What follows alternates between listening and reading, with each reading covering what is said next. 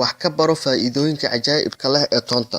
Cilmi baaris caafimaad ay sameeyeen xeeldheerayaal u dhashay dalka Australia ayaa daahfuray inay toontu tahay hub faa'iido badan oo lagula dagaallami karo dhiig-karka. Cilmi baaristan ayaa tijaabadeedu muddo 12 usbuuc lagu sameeyay 50 qof, ayaa sheegaysa inay toontu ka kooban tahay boqolkiiba 49 oo borotiin ah, boqolkiiba 25 oo saliid ah, saliid aan tuxda lahayn, afka qalaad lagu yiraahdo volatile oil, iyo inta soo hadhay oo isugu jirta cusbo, hormoono, maadooyin kaadida badiya, isla markaana nadiifiya kaadi mareenka.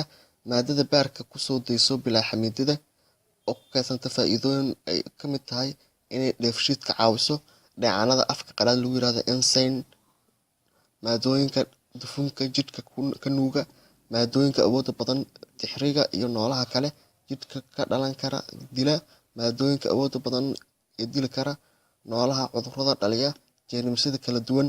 Toontu waxay qofka ka dishaa amiibada, bakteeriyada keenta typhoidka, fayrasyada keena noocyada kala duwan ee hargabka.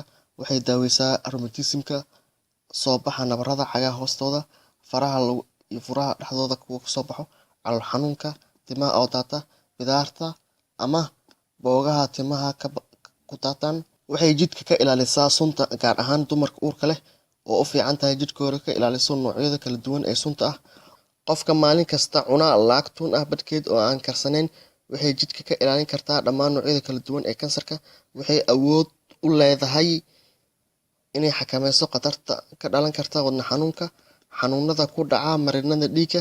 Waxay yareysaa kolestaroolka, waxay dejisaa dhiig-karka, sidoo kale waxay ka hortagtaa dhiigga inuu kuntamo, taasoo qaabka qofka ka ilaalinaysa inay xididada dhiig ku xirmaan, taasoo keeni karta inuu dhiigga gaari waayo 5 xubnood ee ugu muhiimsan aadamaha: wadnaha, baarka, kelyaha, sambabada iyo maskaxda. Digniin: khubaro caafimaad ayaa ka digayaan dadka calooshooda xasaasiyadda ee leedahay inay cunaan toonta, iyo in la cuno subaxdii hore inta aan la quraacin.